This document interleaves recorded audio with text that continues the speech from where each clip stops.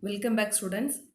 Previous class we learned Gibbs free energy. What is called Gibbs free energy? The available energy to do work of a system. In this video we will continue remaining concept of Gibbs free energy. Relation between Gibbs free energy and net work done by the system. For any system at a constant pressure and a temperature, del G is equal to del H minus T del S. We know del H is equal to del U plus P del V. Del H change in enthalpy, del U change in internal energy, P pressure, del V change in volume. Now we substitute del H in del G value. Therefore, del G is equal to del U plus P del V minus T del S. From first law of thermodynamics, del U is equal to Q minus W. Q means heat is absorbed, so plus Q. Minus W means work is done by the system. If we do any work, our internal energy is loss, so negative value. Therefore, if work is done by the system, del U is equal to Q minus W. According to second law of thermodynamics, del S is equal to Q by T. Now we substitute del U value and del S value in del G.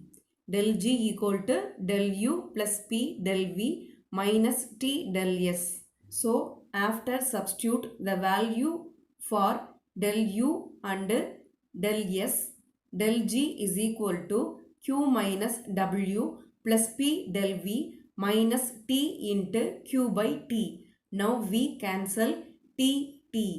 Next, cancelled minus Q and plus Q. Therefore, del G is equal to minus W plus P del V. Now we take negative sign on both sides. Therefore, minus del G is equal to plus W minus P del V. Here, minus P del V represent work done due to expansion against constant external pressure. Therefore, minus del G means degrees in free energy. W minus P del V is equal to net work of the system. Therefore, degrees in free energy is equal to maximum work obtainable from the system other than work of expansion at constant temperature and constant pressure. Next topic, criteria for spontaneity of a process.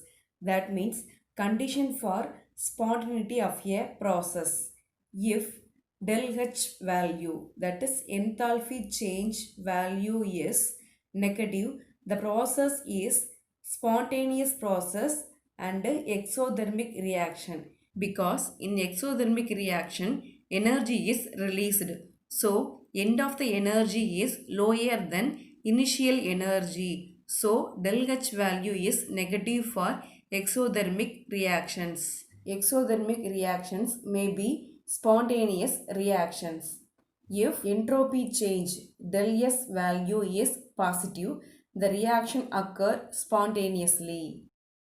The Gibbs free energy is combination of del H and del S.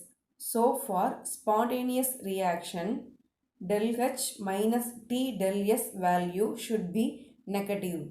So del H minus T del S always less than 0.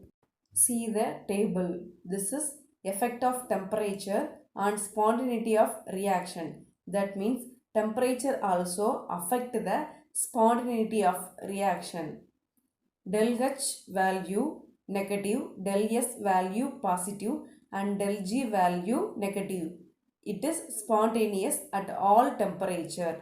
For example, ozone change into oxygen molecule. 2O3 gaseous state gives 3O2 gaseous state. It is spontaneous at all temperature. Del H value negative, del S value positive, del G value also negative. Del H value positive, del S value negative, del G value positive, It is non-spontaneous at all temperature. For example, oxidation of water H2O into hydrogen peroxide H2O2 to H2O gaseous state plus O2 gaseous state gives 2H2O2 liquid state. It is non-spontaneous reaction at all temperature. Del H positive, del S negative, del G positive. Del H value negative, del S value negative, del G value negative. At low temperature, it is spontaneous reaction. Del H value negative, del S value negative, del G value positive. At high temperature, it is non-spontaneous reaction. Example, adsorption of gases. Del H value positive, del S value positive, del G value positive at low temperature. It is non-spontaneous reaction. Del H value positive, del S value positive, del G value negative. Spontaneous reaction at high temperature. For example, melting of a solid. The table assumes del H and del S value will remain the way indicated for all temperatures. It may not be necessary. The spontaneity of a chemical reaction is only potential for reaction to proceed. Next topic, relationship between standard free energy change del G naught and equilibrium constant KEQ. In reversible process, both system and surroundings are perfect equilibrium condition at all times. A reversible chemical reaction proceed in either direction simultaneously. Simultaneously means same time. So that dynamic equilibrium is set up for proceed reversible chemical reaction. Dynamic equilibrium means rate of forward and backward reaction is same. This means the reaction in both directions should proceed with decrease in free energy. But it is impossible. It is possible only at equilibrium reaction condition. And free energy of a system is minimum. Let us consider general equilibrium reaction A plus B equilibrium C plus D. Here A and B are reactant, C and D are product. The free energy change del G is related to standard free energy change del G naught according to the following equation. Del G equal to del G naught plus RT ln Q, where Q is reaction quotient. Reaction quotient Q is defined as ratio of concentration of product to the concentration of reactants under non-equilibrium condition. When a system is attained equilibrium condition, no further free energy change. Therefore, del G equal to 0. Now substitute del G equal to 0. Therefore, 0 equal to del G naught plus RT ln Q. Now, plus RT ln Q go to left side. Therefore, del G naught is equal to minus RT ln Q. Now, Q is replaced by equilibrium constant KEQ. Therefore, del G naught is equal to minus RT ln KEQ. This equation is known as Van-'t-Hoff equation.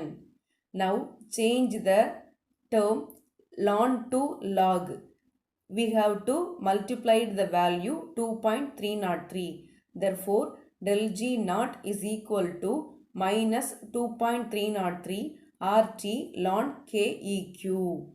Therefore, del G naught is equal to del H naught minus T del S naught is equal to minus 2.303 RT log KEQ, or del G naught is equal to del H naught minus T del S naught is equal to minus RT ln KEQ. This is relationship between standard free energy change del G naught and equilibrium constant KEQ. Next topic, third law of thermodynamics. Entropy value of a system is directly proportional to temperature. If temperature is degrees, entropy value is low. At a higher temperature, entropy value is increased because at high temperature, movement of molecule is greater than lower temperature. For example, above 100 degrees Celsius at 1 atmospheric pressure, water molecule exists as a gaseous state. So it has higher entropy. That means it has higher disorderness. So gas molecules freely move entire whole container. When the gas molecules cooled, the water vapor condenses to form a liquid state substance. So the water molecule move somewhat freely. So liquid state water molecule has low entropy compared to gaseous state water. When on further cooling, water molecule freezes to form ice crystal. In ice crystal, water molecules are highly ordered in state. So entropy of system value is very low. On further cooling, the solid ice crystal vibration of molecules gets slower. So they have little freedom of movement. So its entropy value is very small. Theoretically, at absolute 0 Kelvin temperature or minus 273 degrees Celsius temperature, all modes of motion will be stopped, but it is unattainable. The third law of thermodynamics states that the entropy of all perfectly crystalline solids may be taken as zero at the absolute temperature.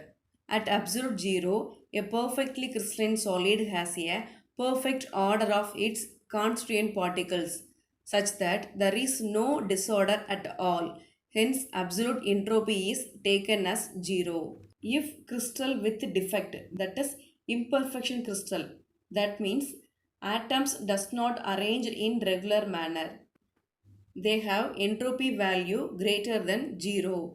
Absolute entropy of a substance can never be negative. Are you clear, students? What is third law of thermodynamics? Perfectly ordered crystalline state, entropy value is 0 at absolute 0. Lesson over, students, and do the assignment properly. Thank you, students.